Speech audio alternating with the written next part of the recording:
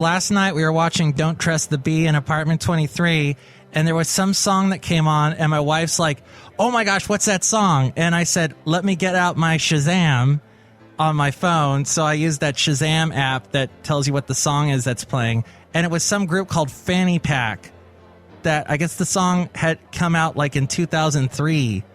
And so my wife went and spent the $1.50 to buy it, the song. So, I mean, it has power to be on the television, that's for sure. Oh, no, I mean, most definitely. It is like a great way to, make a living as a songwriter and artist. And so I'm definitely thankful for those opportunities, for sure. And then finally, you recently cleaned out your closet, I found out on Facebook. Yeah. I give away, bags of clothes, every couple months, to my friends, and then whenever they don't want, I just, donate, because I never, ever want to be a hoarder, ever. And I was just looking through, my closet, and I'm lately, I just don't wear, heels unless it's, for an event or whatever. So I was like, I'm just going to, post these really cheap, and then if someone wants them, great. And if not, then I'll give them to my friends, you know what I mean? But it's a new app that came across, Poshmark, and it's they take 20%. It's kind of like eBay, but made for, girls who are stylish or whatever, or want to sell their clothes. And so I figured I'd try it out. But it's quite addicting, and I love, putting all outfits together and posting them. But, yeah, I posted, a bunch of clothes and shoes. I'm going to post more for sale and super cheap, literally, a third of what I paid. And, yeah. So whatever money I get from that, I'll just buy more clothes. My shoe fund for 2013.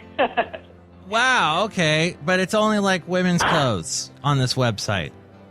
Yeah. It's only women's clothes right now. But who knows what it will, turn to. But I thought that was pretty clever. I mean, there's so many apps out right now, and it just boggles my mind, technology, and, yeah, just staying on top of everything. It's managing a bunch of things, a lot of work. My website, it's just my merch store, and I'm actually, redesigning that right now, so it's, a full website. So I've had, 3 websites before that, but I have my degree in art with a marketing background, and I'm always, trying to, have great websites, and I've just been such a slacker the past year because I'm, focusing on music and other things. But, so definitely, if you want to, check out more of my music. I have a Facebook page, which is just Stacy Clark Music, STACYCLARK Music. And then my Reverb Nation page, I try to keep that updated so you can actually hear my music for free there before if you want to buy it on iTunes or whatever. But I always feel it's nice to put it out there because there's nothing worse when you buy a record and you're you don't like this song. It's at least you get the songs you like or, know that you like it before you buy it. Excellent. You actually had a song that was the single of the week on iTunes called White Lies, and I was going to play that one last here. How did that one come about? Well, I actually wrote that about Hollywood and just about, not wanting to lose yourself. And, a lot of times you, especially in the music industry, well, for me, it's you meet a lot of different people and business and non-business, and it's really important that you stay true to yourself. And also I drew lines between those emotions and then relationships, and not wanting to it's okay to be naive sometimes, but then it comes a point it's okay, you need to smarten up. So that's where I use the phrase, shame on you once, shame on me twice, because there's only so many excuses you can make for yourself when you make poor decisions, and then it's time to smarten up. And so I kind of wrote it about those emotions, and I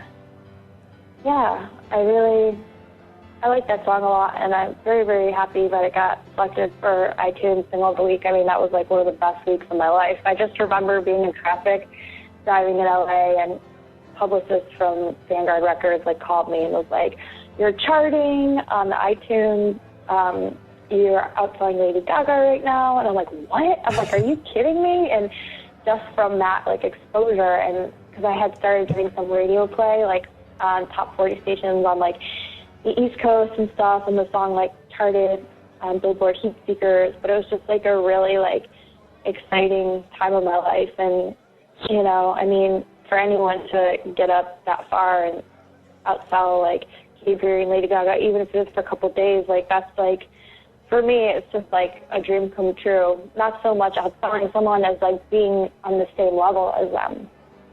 So I felt really, really happy, and, you know. And you made a video for that? You know, I never did make a video for that. The cool thing about me, it's like, I'll tell you what, I'm cool.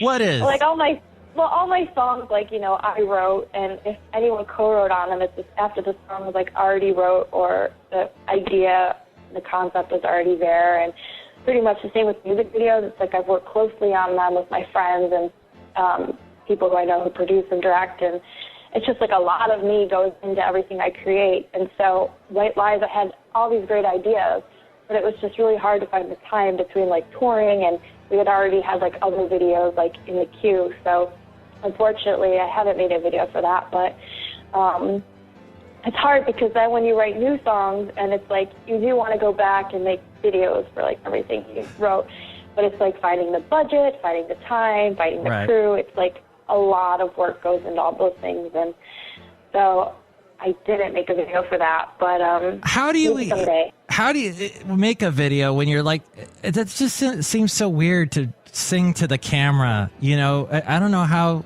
artists get into that frame of mind to do.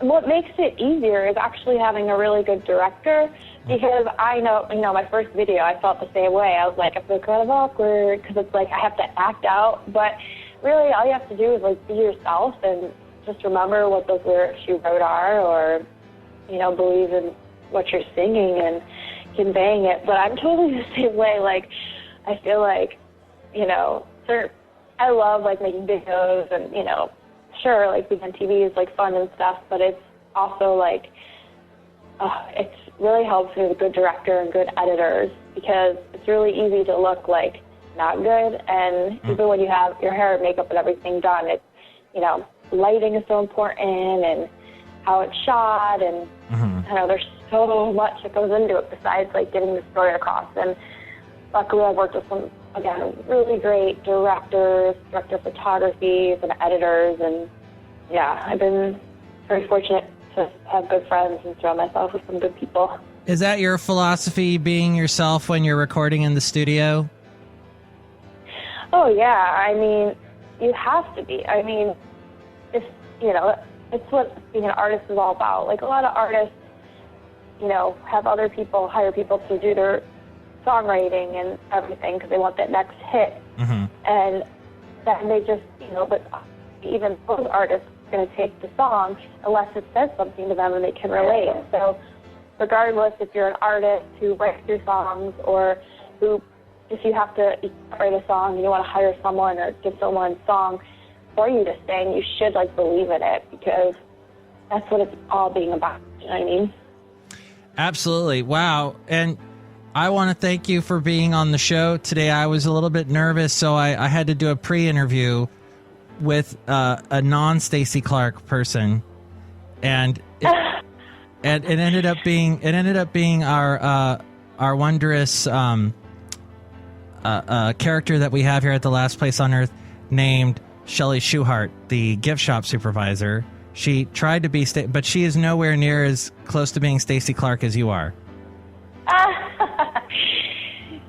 She was like, no, I'm not doing this interview. My name is Stacy, and I like totally love talking about shoes and dogs and doing good. And It's talking to the real Stacy Clark is way, way better. And it's been fascinating getting to know you and your dogs, Oliver and Coco, and all the cool things that you've done in your life thus far, and all the songwriting and adventures that you've had. Thank you. Thank you so much for interviewing me, and good luck with the rest of your podcast, and here's to a good 2013. Yay! And here's Stacy Clark, White Lies. You can find out more about her at stacyclark.net, and also on Facebook at facebook.com/Stacy Clark Music. Oh, yeah. Yay! Yay!